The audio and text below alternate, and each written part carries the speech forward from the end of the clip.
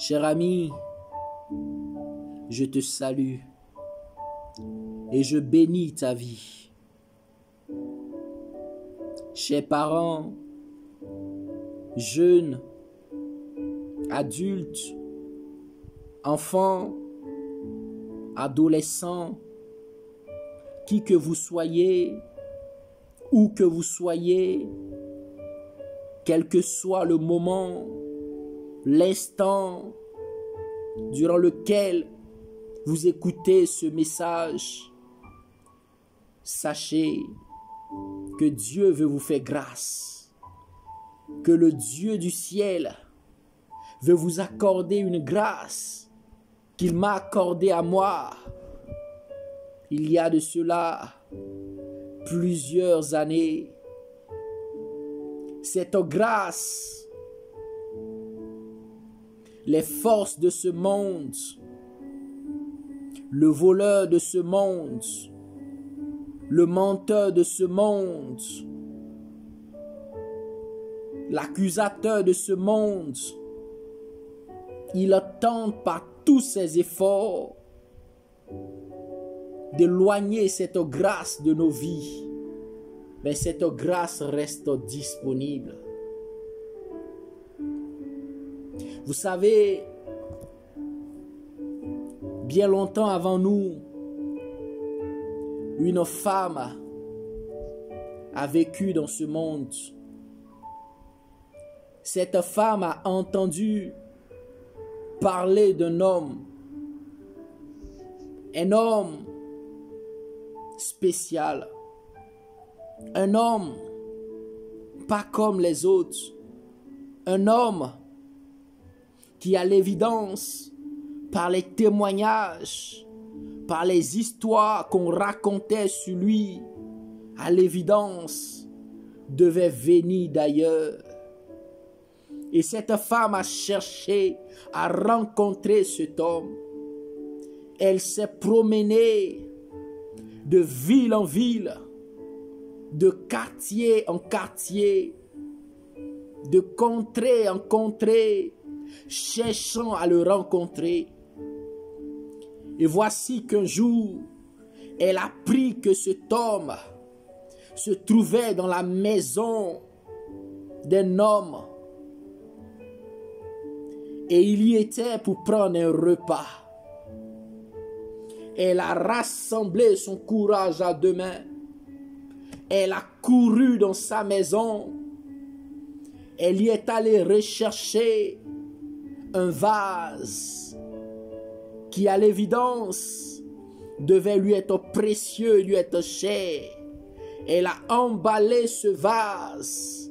Elle l'a caché soigneusement et elle a porté ce vase avec elle.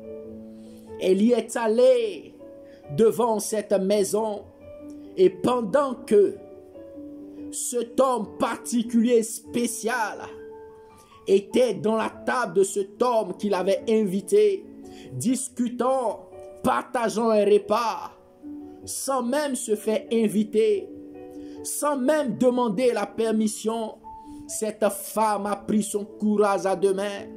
Elle a pris sa force à deux mains. Elle est entrée dans cette maison. Elle a brisé le vase et elle a répandu le contenu sur la tête et les pieds de cet homme spécial et particulier qu'elle a tant recherché. Elle a défait ses cheveux et elle a essuyé les pieds de cet homme avec ses cheveux. Frère, je te parle d'une femme qui vivait dans la prostitution. Je te parle d'une femme qui avait perdu toute dignité d'elle-même. Je te parle d'une femme qui, quand elle se regardait dans de la glace, elle passait son temps à pleurer. Mais voilà qu'un homme dont elle entendit parler se trouvait à portée de main et elle décida de faire ce geste. Et l'histoire dit que le vase qu'elle a répandu, le contenu était un parfum recherché et dont la valeur tournait autour de 300 deniers. Laissez-moi vous dire que quand on parle de 300 deniers à cette époque, on pouvait parler de 10 mois de salaire, car à ce temps-là, un denier suffisait à rémunérer le travail d'une journée. Pourquoi une femme peut-elle poser un geste pareil? Pourquoi une femme va utiliser l'équivalent de 10 mois de salaire et répandre cela sur les pieds d'un homme, et en plus de cela essuyer ses pieds avec ses cheveux? Bien-aimés, la suite nous dit que cet homme extraordinaire, que cet homme exceptionnel, qui n'est rien d'autre que le Seigneur Jésus-Christ, Jésus-Christ, le Fils de Dieu, envoyé dans ce monde pour révéler Dieu, va regarder cette femme et va lui dire: tes nombreux péchés te sont pardonnés. Tes nombreux péchés te sont pardonnés. Bien-aimé, je veux te parler d'une femme qui n'arrivait plus à dormir, d'une femme qui n'avait plus de dignité, d'une femme qui ne pouvait pas se regarder dans une glace, d'une femme qui sentait l'odeur du péché sur sa vie et qui recherchait comment se faire pardonner, qui recherchait ardemment comment est-ce que cette vie pouvait être effacée. Et voilà qu'elle entend de la bouche de Jésus-Christ que ses nombreux péchés lui sont pardonnés, tant la sincérité de la recherche du pardon l'habitait. Chers frères, chères sœurs qui m'écoutent aujourd'hui, j'ai une seule parole pour toi, un seul message pour toi. Jésus-Christ est apparu dans ce monde afin de te racheter de tes péchés, afin de racheter ta vie. Peu importe la vie que tu mènes, peu importe l'identité qui est collée à ta vie aujourd'hui, si ton cœur est fatigué, si ton cœur est chargé, si tu sens l'odeur du péché sur ta vie, si tu sens la saleté qui t'environne et que tu recherches le pardon de tes péchés, et que tu recherches le pardon de tes péchés, une nouvelle vie, tu recherches un nouveau départ, je veux te dire aujourd'hui même que le Dieu du ciel nous a fait un don, et que ce don c'est le Seigneur Jésus-Christ. Jésus-Christ est le don qui t'est fait aujourd'hui, est la main qui t'a été tendue. Si tu tournes tes regards vers Jésus-Christ, tous tes péchés te seront pardonnés.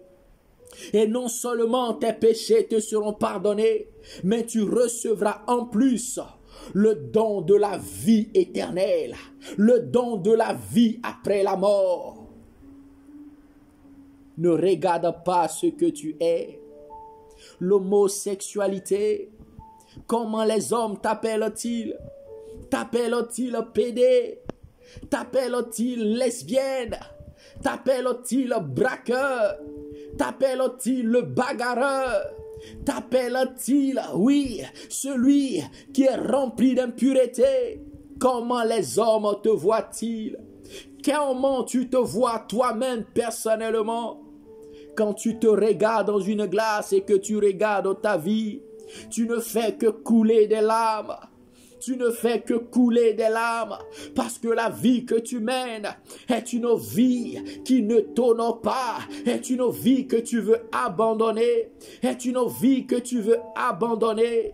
Je veux te dire aujourd'hui que Jésus-Christ est venu dans ce monde afin de te racheter, de te laver de tes péchés et de te donner un nouveau départ, de te racheter de ta débauche, de te racheter de ta vie d'inconduite, de te racheter de l'idolâtrie dans laquelle tu vis, de te racheter de cette vie qui ne t'honore pas, cette vie de bagarreur, cette vie de personnes qui vit dans les disputes, qui vit dans la colère, cette vie de personnes qui vit dans la magie, cette vie de personnes qui vit dans le vol, dans le mensonge.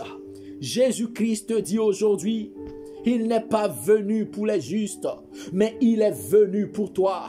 Si tu veux repartir à zéro, si tu veux que ta vie passée soit effacée, lève les yeux et appelle Jésus-Christ. Renonce à ta vie et comme cette femme, ouvre ton cœur et fais avec moi cette prière. Dis avec moi, Seigneur Jésus, je suis misérable. Quand je me regarde dans une glace, je vois ma vie de péché, je vois ma vie d'impureté, je vois cette vie nauséabonde, cette odeur qui se dégage de ma vie ne me plaît pas. Je suis sale et souillé.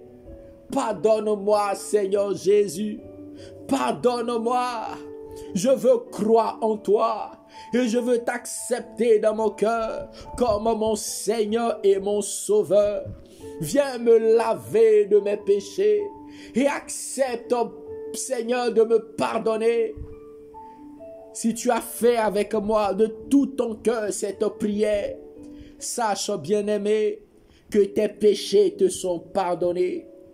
Je te le dis à l'instant même, tes péchés te sont pardonnés. Tout ce que tu as pu faire dans le passé, jusqu'à ce jour où tu viens de faire cette prière, tous tes péchés te sont pardonnés par Jésus-Christ. Et Jésus-Christ vient d'effacer tous tes péchés. Il vient d'effacer tous tes péchés. Tu n'es coupable de rien. Tu es libre. Et voici une nouvelle page s'ouvre pour toi. Bien-aimé, je t'invite à t'orienter vers une église qui prêche Jésus-Christ. Jésus-Christ lui-même te guidera dans cette église. Rencontre l'homme de Dieu, rencontre le pasteur de cette église et dis-lui que tu viens d'accepter Jésus-Christ et que tu souhaites le baptême d'eau.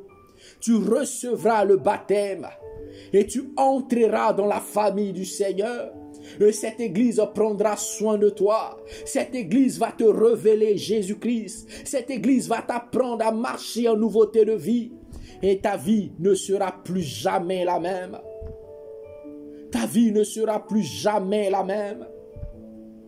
Je veux prier pour toi et déclarer sur ta vie que cette nouvelle vie que tu commences, cette nouvelle vie demeure jusqu'au retour de Jésus-Christ. Cette nouvelle vie que tu commences maintenant, elle demeure jusqu'au retour de Jésus-Christ. Reçois le Saint-Esprit. Reçois le Saint-Esprit dans ton cœur. Reçois le Saint-Esprit dans ton cœur.